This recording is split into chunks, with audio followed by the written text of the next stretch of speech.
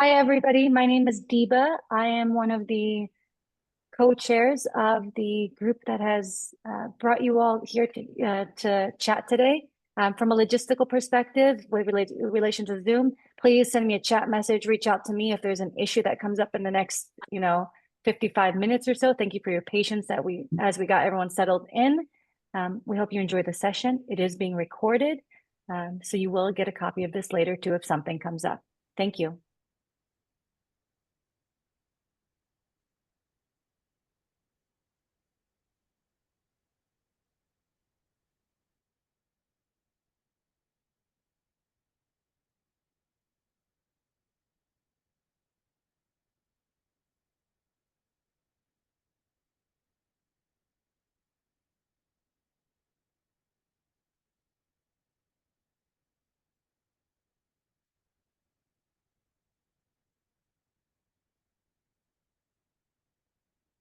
Well, good afternoon, everybody. It's just a few minutes after the hour. I am Dr. Christopher Berger, and I am the senior co-chair for our special interest group this year. And I'm joined by my two very capable co-chairs. Deepa has introduced herself, and I've got Jonathan on the line here as well. And then I don't know that we're seeing Raquel this morning, but we are delighted to be here today because we wanted to conduct our fall session around the topic of advising the health sciences student. And so if you're an exercise science professor, you know that you've got quite a few students who express an interest in everything from physical therapy to medical school, occupational therapy, chiropractic. And so we've put together a powerhouse of presentations and presenters from these various groups. We'll make those introductions here shortly. But just as a means of some housekeeping before we get started, the only real announcement I've got as your senior co-chair for the group is that we discovered recently that we have a web page that probably went out of commission for the special interest group sometime, I don't know, it seems like it was around maybe the pandemic. And we're not sure really what we want to do with that. And so I'll be quick about this. If you have used the webpage for the special interest group in the past, you've got some interests in us reviving this thing. If you don't think that social media is quite enough in terms of communications and announcements, I'm going to pop my name and my email address in the chat. And if you want to just send me an email note sometime today or whenever you get a chance expressing your interest in continuing that, if you've got any strong feelings one way or another, we've got quite a bit of content in there, meeting notes from prior meetings and all kinds of resources in there. So it's helpful, but it's also something that we've got to maintain. And so I just want to put it to the committee, put it to the group to see if you're interested in that sort of thing. Strong feelings, send me an email note, and you'll get my email address in the chat. I'll work on working on the teaching award for 2025 the next few weeks or so, but I've got a lot of work to do communicating that with ACSM and with Wolters Kluwer. So look in your mailboxes the next few weeks or so with some announcements, and we'll give you an update on the teaching award. So with that, those are the only two housekeeping items that I can think of. On behalf of your co-chairs, we'd like to welcome you to the fall meeting. And Jonathan, if you could put up our list of presenters here, you'll see that we've got half a dozen people from all over the United States representing these various professions. And what we asked them to do is to give us a quick overview of maybe like, I don't know, 2 or 3 things that they think that the exercise science professor really needs to know when advising the physician assistant candidate, the medical school candidate, and on down the line. Things that we think that the student really needs to know, that the advisor needs to know. And I've asked them to keep their introductions fairly brief because I think the real power of this meeting this fall is the conversation that we're going to have. I've got thoughts in my head about how do I write an effective letter of recommendation? Is it really necessary to become a physician assistant, tech in order to get into a program? So lots of things on your minds as well. So I will quiet up right now and we'll get started with our first introduction. We're just going to go in this order here. So I'll start with Heather Storm from the PAEA Physician Assistant Group. So Heather, welcome to our meeting. Hello, everybody. Thank you for having me. I'm Heather Storm. I'm with the PA Education Association. So we're the national association that represents all of the PA programs in the country. So we're the Education Association. I am going to assume base level knowledge that everybody generally knows what a PA is. But just to start, I guess if you're getting somebody who might be interested in PA or is like dabbling at some base level interest, you're probably going to hear your student generally say that they're interested in working in multiple specialties. They're not maybe wanting to settle in one specialty, maybe not really wanting to decide, but wanting to do similar things as a physician, and PAs, as they're trained in everything, as they're trained as medical generalists. They don't have to go back to school to change specialties. So this is the perfect profession for them. As somebody working with PAs or advising PAs or potential future PAs, I would say some major things to look at are how you help students choose a PA program. We currently have 311 accredited PA programs all over the country. And students have obviously a lot of schools to choose from. And it's not easy. The thing that we say and that all of our schools say are that if you've seen one PA program, you've seen one PA program, which is like a funny thing to say offhand, but it's not funny when you are a PA student trying to make a huge life decision. And most students are applying to like at least 8 PA programs. Like that's the average, and some are applying upwards of like 20. And it costs a lot of money to apply to school. So what I would say is when you're helping students look at schools and start as early as possible, one, look at accreditation statuses. And as I talk through this, any resources I mention, I'll share with the group later. They mentioned potentially sharing like a resource document. So I'll make sure that I share links and resource documents and everything. But so looking at accreditation statuses, just like we're the Education Association, there's a professional association, there's an accreditation association, and there's a certification association. And that accreditation association for the schools does a really good job of breaking out the different accreditation statuses and everything for each school, and trying to make sure that students and faculty and everybody are informed on what that means for each school, for students to make an informed decision before they apply to a school that's applying for accreditation or currently has accreditation or is on probation, or what those things mean.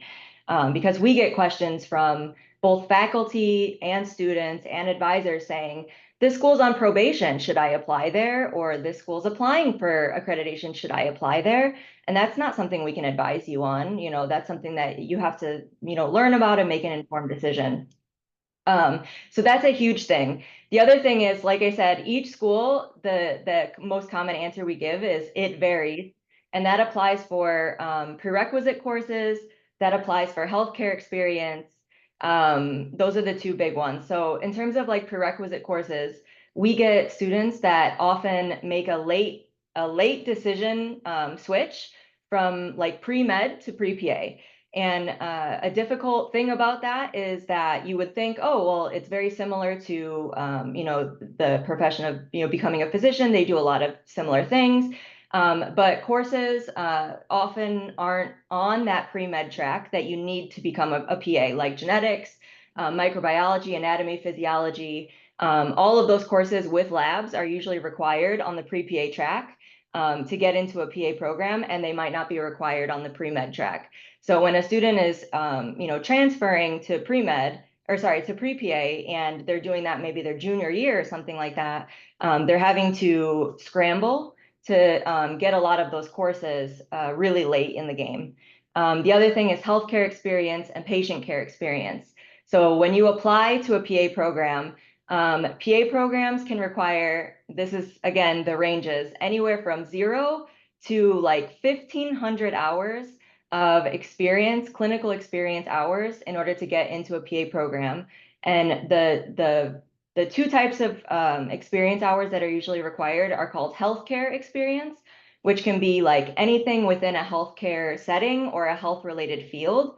And that can be things like a medical scribe, or a pharmacy technician, or a registered dietitian, or a research assistant. And then there's patient care experience, which is like hands-on directing the course of treatment for a patient. And that's usually like an EMT or a paramedic or a phlebotomist or a nurse assistant, a dental assistant, things like that. Schools usually require a mix of both plus shadowing experience. And I'll stop there because we have a lot of other people, but that's just a glimpse into the variance of requirements that each individual school needs. So it can vary, and I think students need your help to sort of do like backwards design, to work backwards, looking at the different schools' requirements and narrow down their list from there to see like what they have and what they need, and then work from there. So.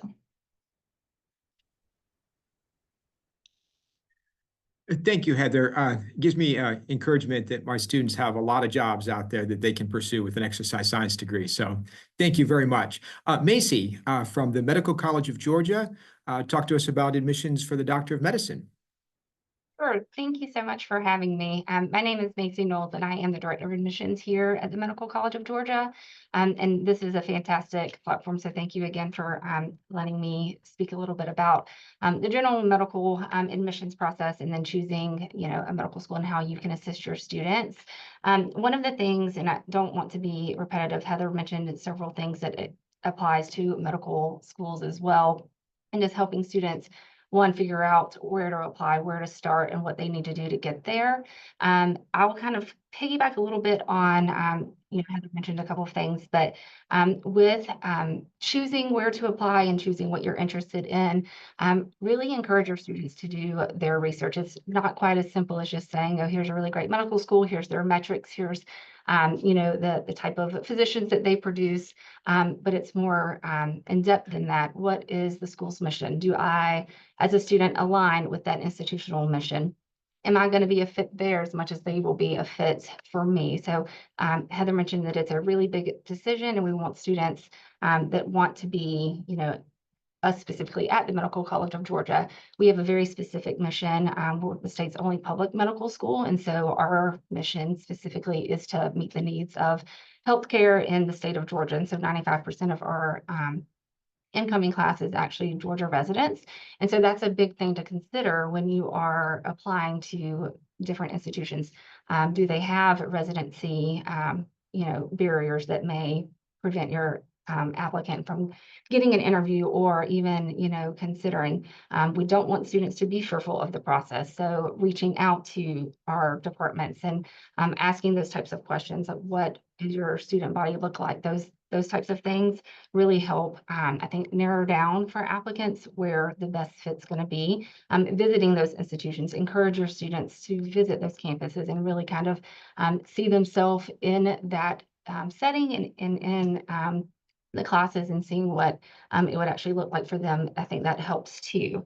I did want to touch on letters of recommendation. That's a big question that comes out with advising. We actually, as an institution, prefer that one of the letters of recommendations be from either a committee or the academic advisor themselves. I'll talk a little bit in that specifics in just a second, but we also encourage students, if they can, to have a physician write a letter of recommendation. It again just shows the passion that the student has. They've gone out, they've shadowed, or they've worked alongside of this physician. And so that is an encouragement. Not all students have that capability, so it is not a requirement. But back to the advisor letter, we want our letters of recommendation to really we know the metrics, we know, the GPAs and how well they're doing on their transcripts. We don't want it to be a regurgitation of that information. We want to really get to know the applicant through that letter of recommendation, and our committee will read every single word of every letter of recommendation that is submitted to our office, along with a personal statement. And a lot of the times those things need to align. So really getting to know your advisee and really being able to speak on their personal attributes, their characteristics, what their strengths, their weaknesses are, really is kind of what the committee is looking like or focusing in on when they're reviewing those letters of recommendation. And again, the personal statement, just encourage your students to tell their story. Again, we are looking for a diverse class, and so no story is the same, and we really just need the applicants to really be willing and be able to thoughtfully tell their story in the personal statement and in their experiences that they'll get through the application process. So I think those are the big things that we get asked in terms of what can I do to help strengthen my applicants or advisees application process. So those are a couple of things to note. Thank you, Macy, and thank you for addressing letters of recommendation. For those of us who write a lot of them, we're encouraged to know that somebody's actually reading them. So that's good to know. They do. They're very important. Very important. Well, thank you very much. Next up, we'll have Christopher Brown, University of Florida, and he will talk to us about athletic training. All right. Hi, everybody. My name is Chris Brown. I am a clinical associate professor here at the University of Florida, and I teach specifically in our athletic training doctoral program, but that's actually kind of a weird program in that we are a post-professional program. So we actually get students in our program that are graduating from master's level athletic training programs. And more than likely, if you're advising undergraduate students, that's the program that your students are going to be going for, because they can't get into our program without being board certified athletic trainers. And so a certified athletic trainer is an allied healthcare profession. And so one of the misnomers we have a lot with students is, oh, you want to be a personal trainer. That is not what we are turning out. And hopefully that's something that you're aware of already. But we are a medical profession that normally is housed in some type of orthopedics or sports medicine umbrella. So that's kind of one of the main focuses of our profession, is if you have people that are interested in that, athletic training may be something that they are interested in for that. In terms of what we do to advise people, because I still actually advise undergraduates here at the University of Florida for what they're looking for athletic training. I do have 3 slides to show you because I think it would be helpful to see some of the specific things. So I'm going to share my screen briefly, and I hope you can see that. It should say searching for programs. So this is the CATIE is the accreditation website that actually all programs are searchable under that website. And so what they would do is they would just look for professional master's programs, because that's where our that's the degree our profession's housed at. And so the ones that sorry, this might differ a little from one of the previous conversations. I actually do tell people to kind of be a little more specific about what you're looking for, because I do have a stoplight approach of, if they are active and in good standing or a progress reports due, that's probably a program that, you know, you feel comfortable that they're turning out good stuff. Seeking accreditation just usually means it's a new program. And so it's just something to kind of make students aware of what that means, because most of the time they're just looking at it going, accreditation sounds great. They're looking for it. And then anything that looks like it's probation or voluntary withdrawal means that that's not a program that potentially is a viable program, but it still might be listed on our accrediting body website. And so they might think, oh yeah, that program looks good. And then it's like, all right, that program's not admitting any students anymore, so you can't apply there. Applying for the programs, we have a common application service, just like PT, PA, med school. It's called ACSM. The list of programs, the fee is usually pretty nominal. So, I mean, it's $90 for the initial application, $55 for each additional one. So you really, same as the others, you want them to do their research on what program they should apply for. And then one of the nice things about the accreditation website is you can look up the individual programs pages on the website, and it'll actually take you directly to their admissions page, and you can kind of find out information about the programs. One thing about figuring out what program is similar to some of the things said before, but a little bit different. Usually what I tell people is you want to kind of see what clinical experiences might be specific to that type of program. We have programs, for instance, in the state of Florida. One is at the University of West Florida, and another one is the University of South Florida. So South Florida is in their medical school, and they actually do a lot of tie-ins and interprofessional collaboration with their medical school. But then the University of West Florida does a lot of things with the Andrews Institute, because it's in Pensacola and they're right there. So they do a lot of tie-ins with that. A lot of times we'll also say, you know, what are the experiences or what are the things that are in that city that might make it a unique thing. So another program in the state of Florida is the University of Central Florida. And because they're in Orlando, they actually have a lot of tie-ins with some of the things like Disney or NASA or things like that, that kind of make it a unique experience. So finding out about those things is something that the student would probably need to do on their own. But if you have students that are only in your specific state, it might be nice to find out some individual things about those state programs too. Prerequisite work you can see up there is pretty similar to most of the other things that we talked about, like with required coursework, but we have some things that are a little bit different for athletic training than some of the others. So biomechanics and pathomechanics is usually something that's required by a lot of programs. And then we see things like ex-phys, nutrition. Human anatomy is kind of that caveat of you see anatomy over on the left, but it's also on the right because some people take anatomy that's not human based. And so it might be animal anatomy or things like that. And so we see some people with that kind of thing. So I hope that was helpful. And oh, letters of recommendation. The big thing that we always tell students, and this is something, and this isn't for y'all, this is more to tell students, is you would not believe how many letters of recommendation we see from an admission cycle saying, well, I like sports and medicine sounds cool. So I figured this sports medicine thing sounds really good. So I'm going to do that. And that's not a great way for a student to lead their letter. The other thing we see a lot is, I really want to work in the NFL. If their letter looks like it's talking about they want to be a tourist in whatever medical destination they want to go to, then that's not a good lead for their letter either. It's not about the population you want to work with. It's about what do you want to do medically. That's, it's great that you want to go stand on an NFL sideline, but only 96 athletic trainers in the country get to do that.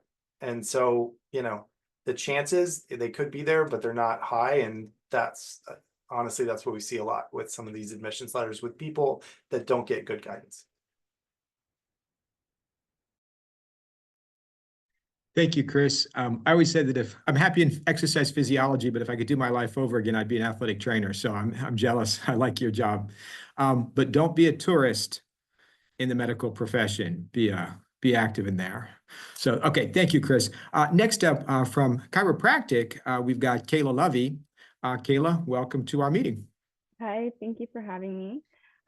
Like Chris said, I'm Kayla Lovey. I am a sports-specific chiropractor and a recruiter in the admissions team at Life Chiropractic College West. We have two locations. One is going to be in Bellevue, Nebraska, and the other one is going to be on the other side of the West Coast, which is in the San Francisco Bay Area, where I'm located in California. Now, Life West is a private college that offers only a chiropractic degree, a Doctor of Chiropractic degree. To give you a little bit of a background, chiropractic is a profession that takes a non-invasive approach to health and healing simply through the spine. Most people do associate us with pain management, car accidents, which is true, but we are huge in preventative care, especially when it comes to sports and preventing those injuries. Our goal as providers is to prevent the use of pharmaceuticals and prevent the athlete from needing surgery. And we do recognize the need for these things, but if we can prevent the patient from needing them, that is absolutely our goal. Now, social media does portray us as chiropractors as forceful, right? But at Life West, we do challenge our students and educate our patients that there are other and more reserved ways to treat the spine. Our goal is to find the root cause of what's going on in the body and not just treat the symptoms of pain. And specifically in sports, I'm always going to refer back to that because that is my bread and butter. We can improve that range of motion and proper muscle activation to prevent those repetitive stress injuries. And I personally work with bodybuilders and rugby players, so that can make a difference in their performance. Our subspecialties include, but are not, excluded to sports, pediatrics, we have pregnancy, and also animal chiropractic. But we also do offer more neurological-based techniques on our campus. Now, what makes Life West different from other chiropractic schools is actually the reason why I chose to complete my degree at Life West. And that's because Life West offers the most techniques on campus. And we are the most hands-on chiropractic school that you will come across. Your hands-on practice begins day one of the program. So if your student is a kinesthetic learner, please direct them to me and I will help advise them on what their best path is. We do also offer international chiropractic service trips to Mexico City, India, and Tonga, and that counts towards your graduation requirement. We do also learn radiology, and physiotherapy during our program. Now, we do get a lot of students from exercise science and kinesiology who are looking at multiple options for their career. And sometimes I do speak to students that are even switching careers. Now, for these students, I always ask them, at what point in your patient's healthcare do you want to see them? And that will kind of trigger a light bulb in them. And they'll be like, well, actually, I don't know. So just ask them, do they want to see a wellness type of patient? Do they want to see rehabilitation or critical care? And what type of patient do they want to see? And usually that helps guide them to what profession they want to choose. Now, to go over some requirements, we are a quarter system, and we do have 2 tracks available. One of them is going to be standard. The other one is going to be accelerated, and the requirements will differ for each of those. The accelerated is intended for science majors, and that is obviously at an accelerated pace, and that is done in 3 years. And that is Life West in a nutshell. Kind of just blurted all that out in about 5 minutes. Hopefully that covered most of what I needed to. Thank you, Kayla. I mean, I wrote down one thing that you said in particular about asking the student at what point in the patient's care do they want to start working with that patient. That's a very powerful question. I'm going to start using that for sure. Yep. in my advising of students. Absolutely. So that was excellent. Thank you very much. Yep. So thank you, Kayla. Next up, we've got Julie Malloy from Occupational Therapy. Julie, welcome to our meeting. Thank you so much for asking. So can you all hear me okay?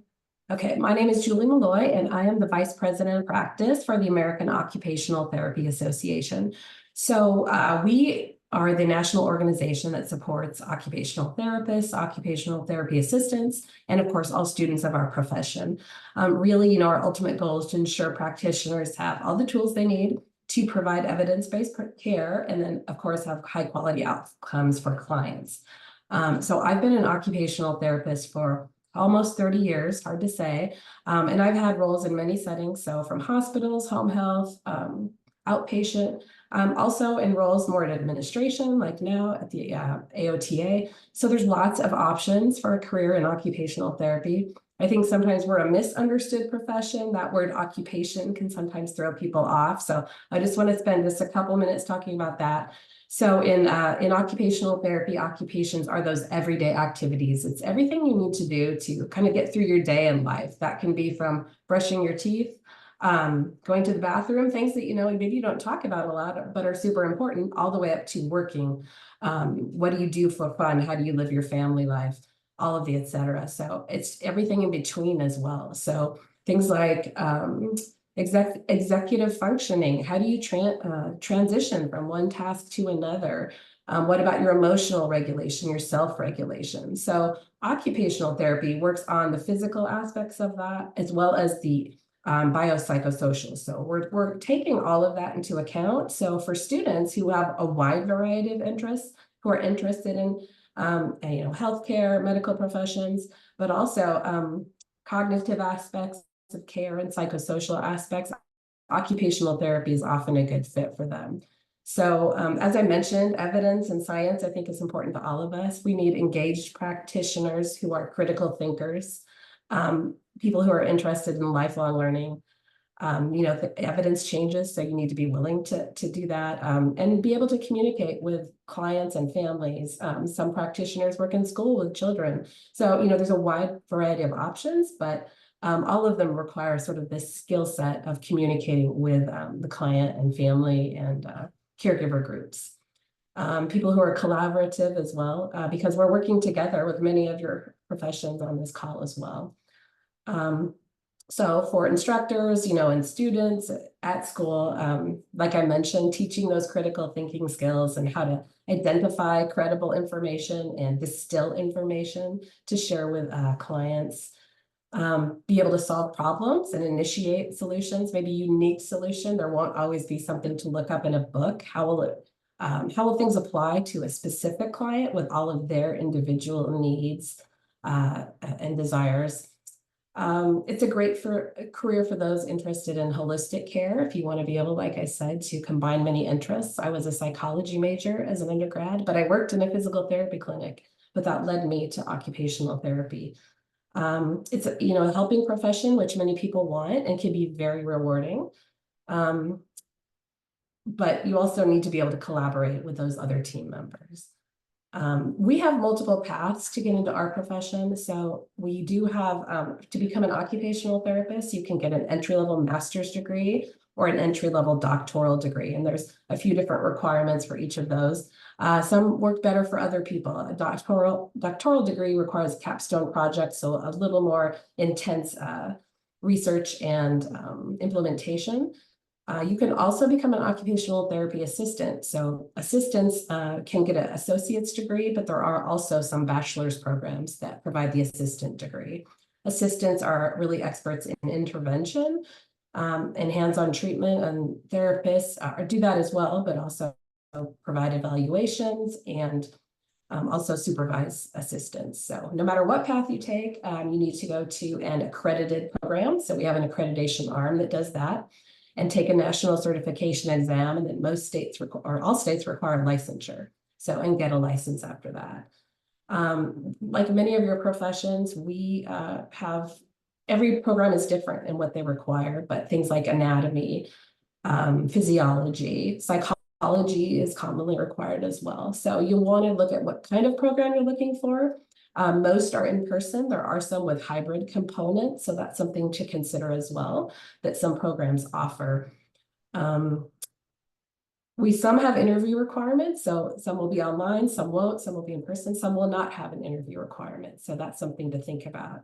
Almost every program does have a requirement to have an observation of occupational therapy. It doesn't have to be in a specific environment, but we want to be sure that people understand the profession, and so that in their letters of recommendation, or in their statements, if they have to write an essay, that they can show that. And if you're writing letters of recommendation, anything that you've seen the student show problem-solving skills, show the ability to combine multiple pieces of information to come up with a novel solution is very helpful. And just showing their, I want to help people. That's what we hear a lot. And we know all of our professions help people. So why specifically occupational therapy? What part of that speaks to you? And how do you think you will be able to contribute to the field? I have a lot of different resources I can share with you, so I will also send a handout. We do have our certification board has come up with a Why Choose OT page, and it has handouts. It also has specific handouts for people who are advising students, so that might be helpful for you as well. And we are happy to answer any questions at our association, so you can email our practice team, we'll answer it, or you can email me directly and I'll put that in the chat so you have that information.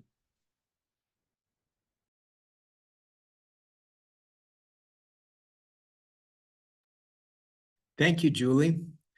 We have one more presenter, and this is my colleague here at the University of Indianapolis, Adriana, and she is representing physical therapy.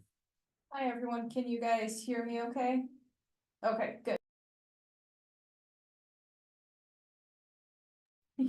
I just want to make sure you guys don't get the echo from the microphone. So I'm glad you guys hear me okay. So obviously I am one of our admissions counselors. We have way more than just physical therapy. We actually have both the doctorate and master's level occupational therapy. Everything Julie said spot on in terms of the different routes and everything. So understanding that you guys are faculty and your advisors trying to help students through the process, there is no way you can know about every single program, all the different specifics between PA and PT and OT and athletic training. So the fact that you guys are here trying to learn more about it is huge, and your students are some of the luckiest students there are. Just want to throw that out there at the very beginning. In terms of physical therapy, a lot of your students are probably going into PT, or at least hoping to go into PT, because you want to help people. You've been through PT, and that's why you decided, oh, I did sports, kinesiology, exercise science. This stuff is really cool, and it'll allow me to eventually go into PT one day.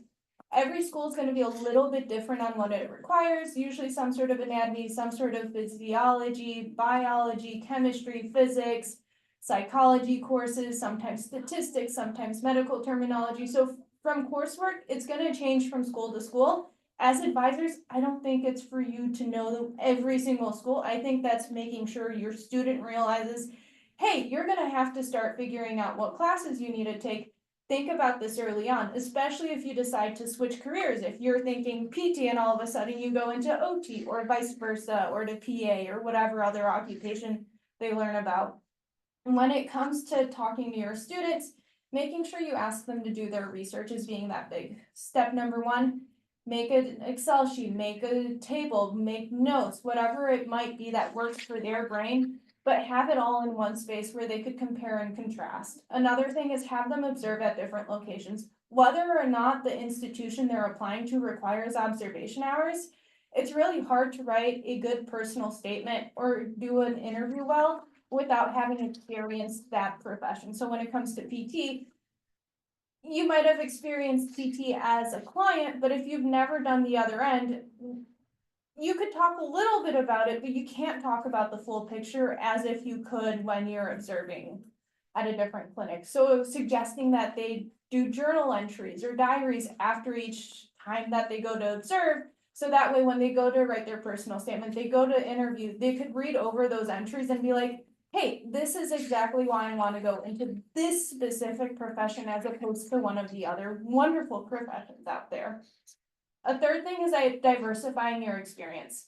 There are so many different opportunities. I saw someone mention like, what specific organization? I think it's dependent on each individual. We're all so different and unique, and making sure that they're doing something they're passionate about. I would much rather see someone super passionate about exercise science, being part of the honors college, than someone else being involved in 30 different things, but not really caring about any of those things, right? And that's gonna change from school to school. Some schools might want all of the different things and not really the super passionate person. Another thing is finding a mentor. So you guys might not know everything and anything about PT, but you guys probably know some sort of colleague that you've met somewhere who might know a PT or be a PT that you could connect that student to as a mentor. Reviewing anatomy and physiology, that's gonna be true for PT. I think that's gonna be true for most of the professions here, and then building your strong science foundation. So I'd say that's kind of a brief overview on things for helping advisors help students. And also, most schools have specific admission counselors on the team. They are more than happy to talk to the student. If one school doesn't have an admission counselor happy to talk to a student, I'm sure a different school will. Yeah. So thank you for that, Adriana. After years of being in programs that didn't have physical therapy, I can just go down the hall now and just ask my colleagues. It's so nice. We blocked this meeting for an hour. It is now 40 after the hour, so we've got a nice block of time for conversation. I've got a list of questions here that I can keep the conversation going, but let's see what our attendees have on their minds. I guess just unmute yourself and shout it out. We'll figure out some way to make this orderly, but if there are any questions from our colleagues in the SIG, now's the time to ask these excellent experts. So Aaron White from Winona State University. Thank you so much. This was awesome. I really I can't remember who said it, but Chris, that question about where do you want to help your students? Another question I usually have is like, do you want to work with athletes? Do you want to work in the clinical setting? Do you want to work young or old? Are there any other questions? Because a lot of times, right, they're like, I want to help people. Are there other questions that kind of help you going, is it this population? Like those general questions that help say, hey, you know, if it's prevention and everything, you're more athletic training, or after the fact, you're, you know, like some of those questions to help students differentiate between, you know, is it physical therapy, is it occupational therapy, whatever, because yes, they all want to help, but then helping them get to that right profession. So I know you mentioned athletic training. So one of the things with athletic training that I usually just like to tell people is we're kind of a hybrid between 3 medical professions in terms of skill set. So we have the ability to evaluate and diagnose clinically a range of orthopedic issues. So similar to some of the PA or medical physician type stuff of being able to look at somebody and figure out what they have. But we also have to deal with emergency problems. So we have a little bit of a skill set from EMT paramedic field. And then we also do a lot of rehabilitation with our athletes. And so we have some of the skill sets from PT.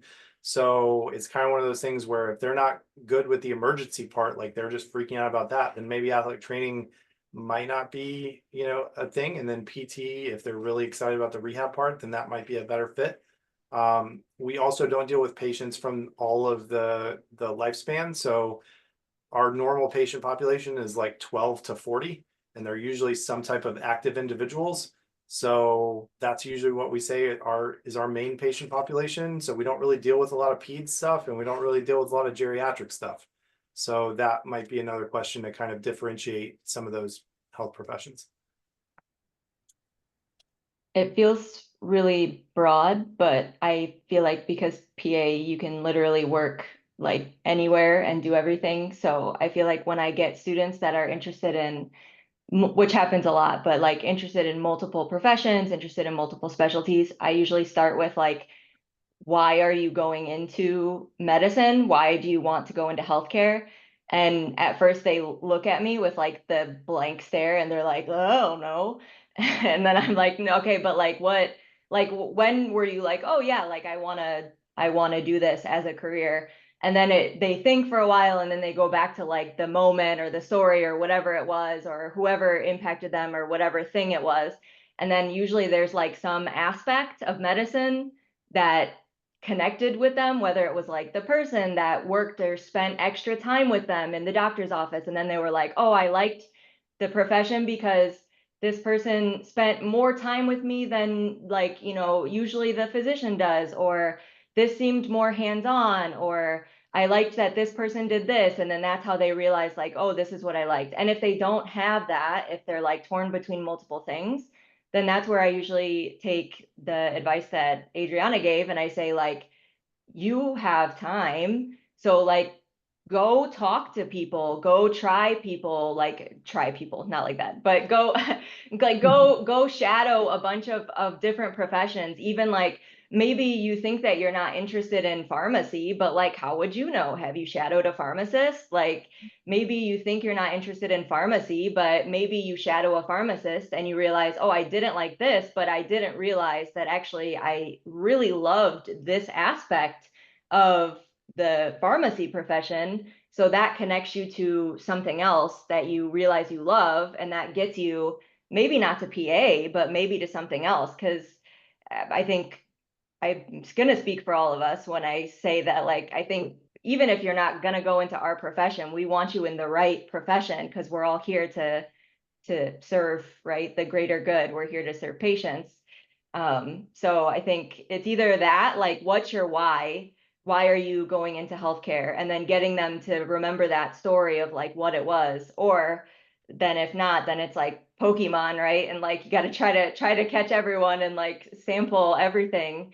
Because even if you think, well, I don't think I would like this, well, how would you know? Like go talk to someone, go interview someone, go shadow someone that you think you wouldn't like.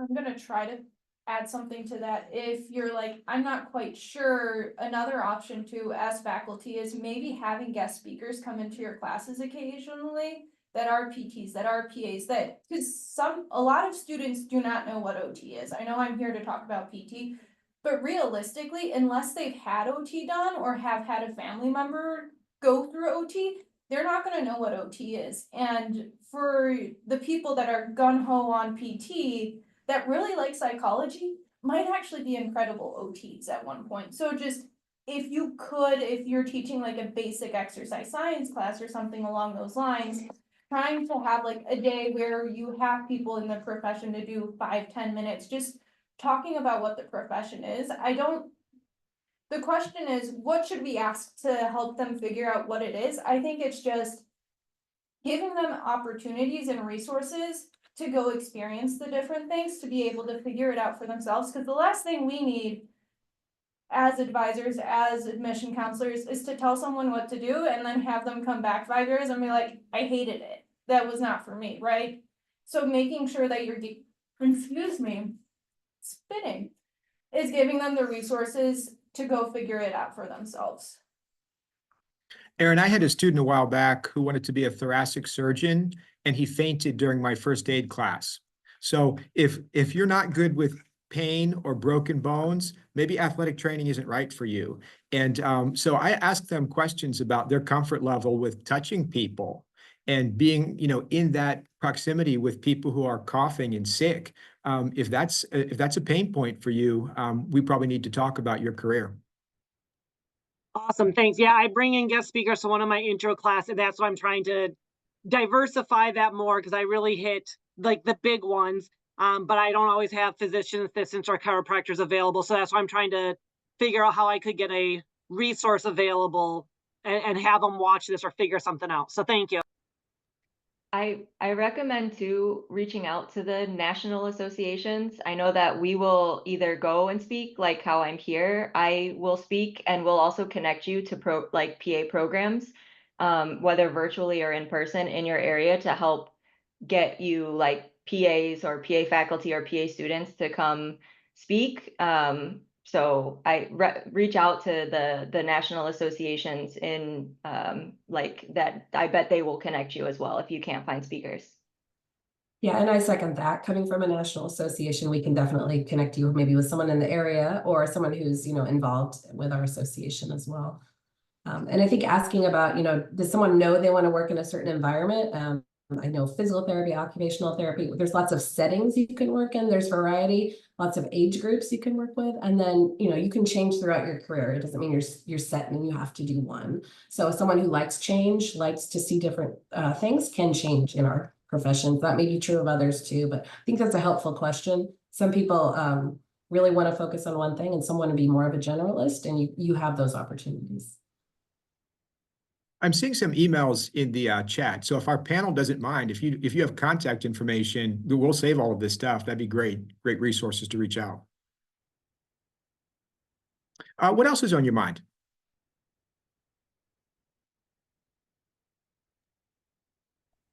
I'd love to hear the panelists' opinions on the use of generative AI. I ask this because I teach a 1-credit elective course now related to careers that our students in the Department of Applied Physiology and Kinesiology can pursue, actually not in the realms that we've all spoken about. So what can you do beyond the standard healthcare roles? But I do touch on the use of generative AI and encourage it as a place to begin the creation of ideas, personal statements, but also appreciating what may seem verbalized, where the personal statement is a way to see the authentic student. What role have you all seen students incorporate generative AI or AI in general to in your admissions? Do you support it? In what way? Are you completely away from it? Can you even tell? ... I'll just go ahead and touch on that. We actually, part of our secondary application states that the information and the materials that are provided are of the student's own works, and they've drafted all of that. Now, I don't see an issue with it in terms of getting started. You mentioning like, let's just starting the platform, providing a foundation, and then building from there. It is very obvious, and again, our committee, and I hope everyone's committee, but reads every portion. They look at every part of this application, and it is painfully obvious when students are using AI generated material. So it just, like you said, takes that authentic piece out that we're really looking for, the genuine passion to go into medicine. It's a good source for getting started, but I would encourage students to, if they are going to use it, to make sure that it is just that, a resource to get started, not to actually use in their application documentation. I think I second what Christopher had said after you spoke earlier, Macy, that it's nice to hear that you actually read them, like word for word, essentially, because I think students might also not be sure of that, and now they know, so maybe they'll think twice about just putting in something that something or someone else has created for them. Thank you. We have a raised hand here. Rup, why don't you go ahead and join us? Thank you. My question is for the panel and for others to talk a little bit about, as we move towards accreditation, whether it is COAs, CASCI, CADI, I'm worried that our students are now going to be in programs that are accredited with so many of these courses that need to be covered so the program can be accredited, that we're going to lose out on the pre-professional students, right? So one of the things that I'm worried about with our enrollment numbers is, are we going to now lose our students who may have thought of pre-PT, pre-PA, and they've got the gen ed requirements, they've got the 120 credits, now they have to meet these pre.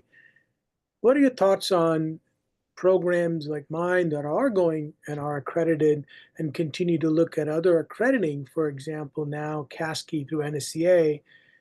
Are we going to lose out on these students, and are they now going to revert back to what I was as an undergrad, a biology major, and then found exercise phys at the graduate school? I was just curious what your thoughts are on that.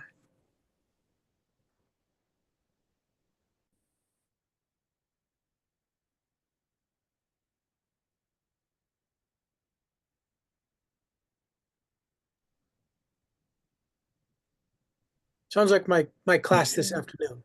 No, I would Great just to question. kind of give it started as people are listening. Some of our guests today may not be as aware of the accrediting going on at the undergraduate level for a lot of our programs, and so I think a question may be for the people that are here, because I think it's a great question, but they just may not have seen that yet or may have the knowledge in that. Is out of our guests that are here, is there value being seen from the exercise science majors coming through?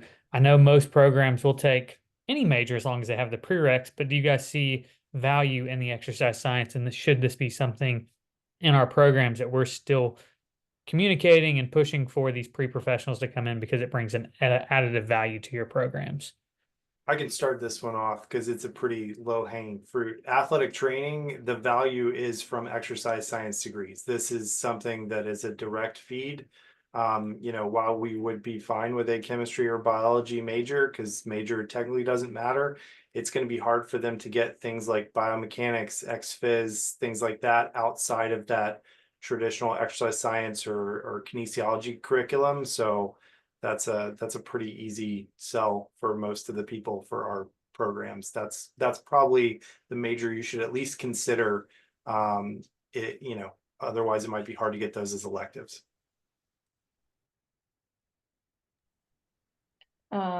I know that we don't get a lot of exercise science majors directly out, but I know that we have a lot of people who major in exercise science that end up switching to PA later, like career changing exercise science majors. PA is one of the careers that you can major in anything.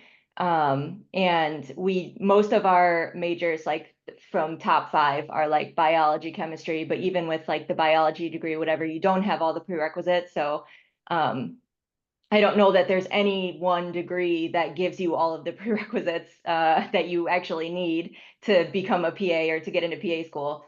But I will say that at least I do, but I know most of us encourage pre-PA students to major in something that they are interested in, primarily because it makes you a more well-rounded applicant. It makes you a more interesting applicant. So I would say that with that in mind, yes, it has value, because if you are interested in exercise science, you may have to get more prerequisites, which is what we say, but I mean, if the degree has value to you as an individual, then it has value to us in you as a PA and as a practitioner. It's going to have value to the PA schools because they're going to view you more holistically. You're gonna be more likely to be admitted because you have done more work to get into the PA program. I'm hoping that makes sense, but because you've done the extra work to get all of the prerequisites, you have more diverse interests. You're not just, I'm interested in PA school because it's what I've always wanted to do, and somebody like my parent was a physician, and so this is just what I always thought I should do. And so you have more diverse interests. You've worked hard, you've had to do extra things, and you have stayed committed. So I think that's probably why we see more people that end up coming back to it later, because maybe it takes a little bit more time for them. to do all of that, and they maybe end up going into that field and working and saving money and things like that, but I think it has value to us. We've got excellent question in the chat here. In the interest of time, I might combine these two questions. We were asked about ACSM certification, NSCA certification as a distinguishing factor. I'm curious as to whether or not ACSM, NSCA certification is an issue, or if anybody on the panel wants to comment on just a consistent deficiency that you see that those of us in the exercise sciences can rectify. Maybe we can answer this in two parts if anybody who wants to take that.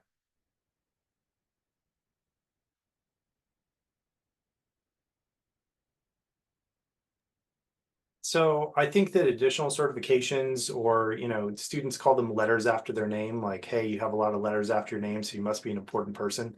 I think that there's no negative side to that, but at the same time, just having letters after your name with no experience behind the letters or no use of the letters, like just going to undergraduate and, for instance, going through and getting, you know, a CSCS from the NSCA. That's a certification, but if you haven't actually been doing anything experientially with that, then that doesn't really shoot your application to the top of a pile. I've sat on multiple admissions committees, and, you know, people come in with those and it's like, all right, you have the certification. Have they actually done anything with that, or do they just sit for the exam and, you know, you pass the exam, which is good. But I would also value somebody that has some of that practical healthcare experience over someone that has a letters after their names kind of thing. So I think that's the big thing for me is, you know, have you done anything with those letters other than get them? Or did you just get the letters and you're trying to kind of pad your application a little bit? And, you know, it's not artificial because it's still real, but it's just not experience. I would just second that. I mean, I don't come from an organization that is recruiting students per se, but it's sitting on some admissions groups as well. It's really about how they integrate what they've learned, be it a certification. How can they speak about it? How does it tie to, you know, what led them down this path versus a particular certification or a particular experience? I think it's how do they integrate it into everything that they've done and that has led them there. I'd like to add on to that. I would say the certifications are more important after you've been enrolled in the program, so that way you can get certifications that are more specific to the specialty that you want to go into. So that's just my 2 cents on that.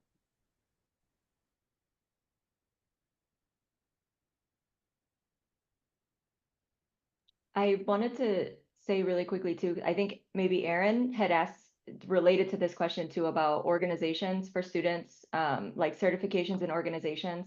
And I think the certifications as an applicant, we care about that when it's like you need to get your MA, like a medical assistant to get your healthcare experience, or your CNA or phlebotomy or things like that. Those obviously are really, you need those to do the job. But I think in terms of like organizational memberships, I think it has more value to most of our admissions committees to do things like volunteering with like Big Brothers Big Sisters and things like that, because a lot of times I think organizational memberships can be cost prohibitive, and it doesn't really say a lot about what you are doing as an applicant and how much you're participating. It says that maybe you can afford a membership, and so looking holistically at an applicant, you can pay for as many memberships as you want. But that doesn't say much about how much you are doing or what acts you are doing as a student or as an applicant yourself. So I would say focus less on and encouraging your students to purchase organizational memberships unless they're taking actual like volunteer or leadership roles within those organizations themselves. So yeah. And with that, thank you very much. We're at the top of the hour, and we decided to just limit this to 1 hour today. But a very sincere thanks to our panel today for their time and their expertise. This is a conversation I've long wanted to have as an exercise science professor, so we are very grateful for your time.